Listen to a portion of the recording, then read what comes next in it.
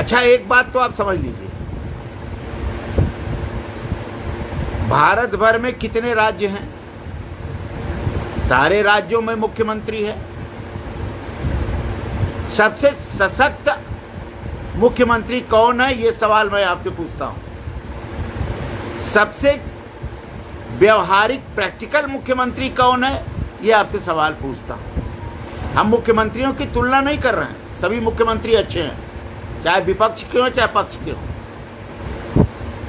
ये बात हम किसी प्रधानमंत्री के, किसी मुख्यमंत्री की आलोचना करने को नहीं बैठे, लेकिन आपको विचार तो करना ही चाहिए कि कैसा मुख्यमंत्री, कौन सा मुख्यमंत्री जो ज़्यादा सक्रिय है, जो अपने प्रदेश के लिए दिन रात एक कर करके अच्छे काम कर रहा है।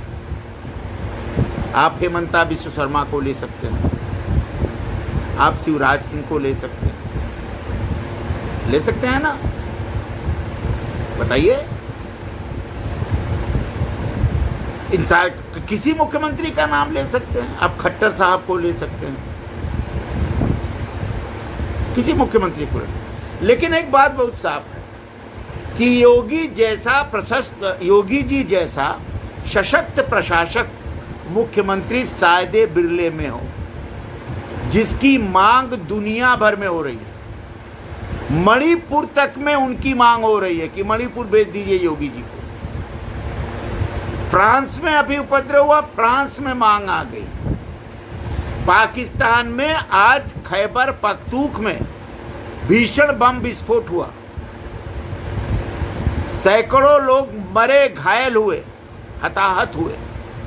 वहां के लोग कह रहे हैं कि काश यहां योगी जी होते तो ये विस्फोट नहीं होता। पाकिस्तान में योगी जी की मांग हो रही है, ये खबर है। और योगी जी ने पिछले 2-3 दिन में ऐसा काम कर दिया कि जिसकी कल्पना कोई नहीं कर सकता। बिहार में नहीं हो सकता, बंगाल में नहीं हो सकता, पंजाब में नहीं हो सकता, कर्नाटक में नहीं हो सकता, राजस्थान में नहीं हो सकता, नहीं हो सकता, उसकी बात ही नहीं हो सकती।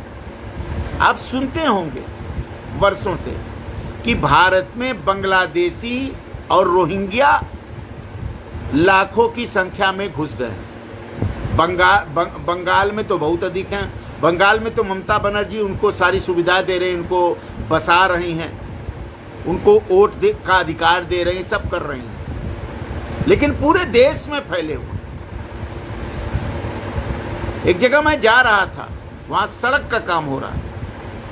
अजब अजब तरीके के लोग सड़क पर मजदूर के रूप में काम कर रहे थे। मैंने पूछा कि ये लोग कैसा चेहरा है, तो भारतीय नहीं लग रहे हैं लोग, ये कैसे मजदूर हैं? तो हमारे कान में वहां के ठेकेदार ने कहा कि ये रोहिंग्या लोग हैं,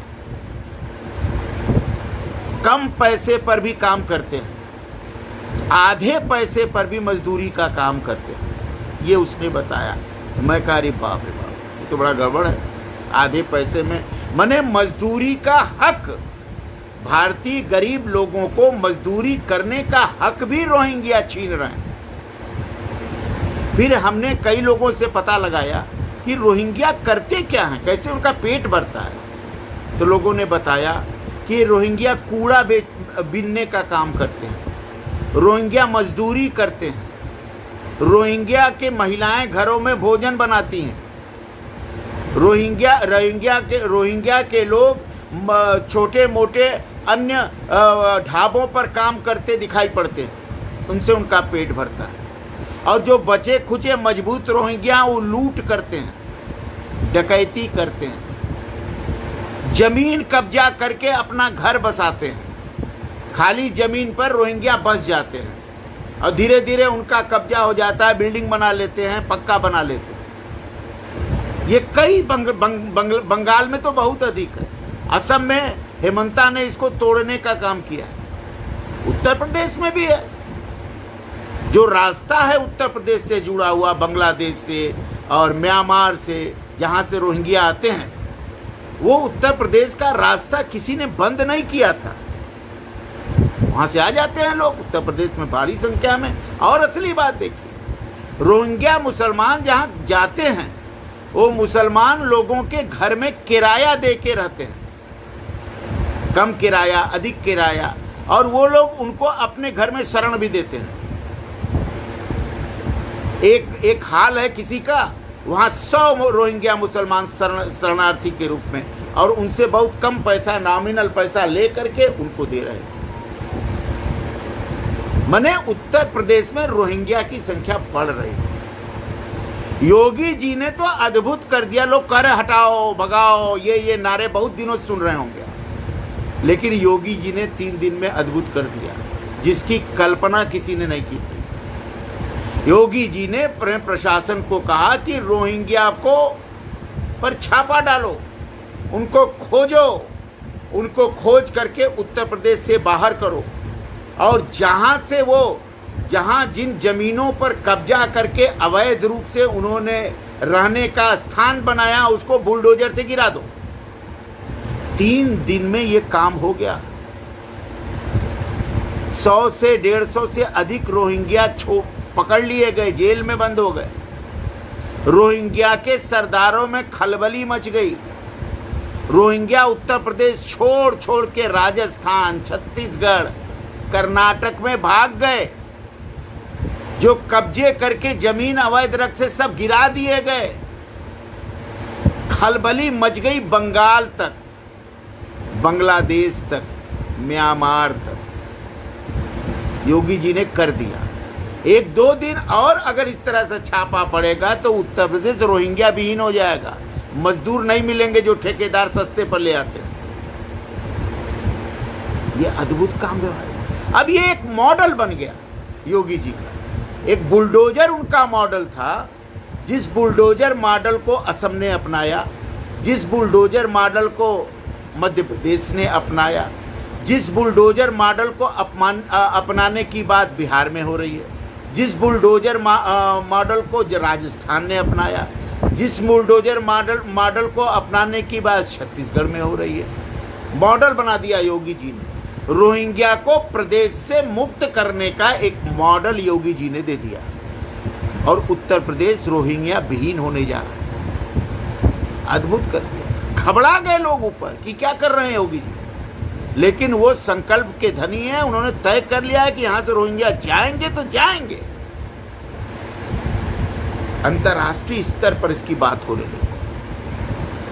बात सही है, रोहिंग्या विदेशी हैं, भारत के नागरिक तो हैं नहीं, और भारत में आकर के हक मार रहे हैं गरीबों का।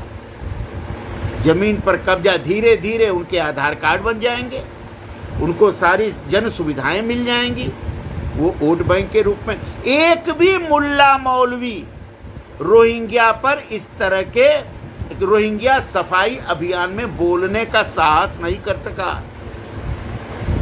काम हो गया। समर्थन करते लोग दिखाई पड़े। इसको कहते हैं योगी प्रशासन।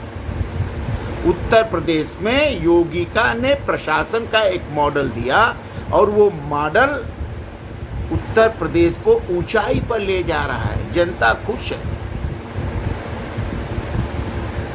पता नहीं योगी जी क्या क्या कर देंगे, कौन कैसे हो जाएगा, ये कहना कठिन है, लेकिन योगी जी ने जो भी काम किया वो प्रदेश की भलाई के लिए किया, प्रदेश के लोगों की भलाई के लिए किया।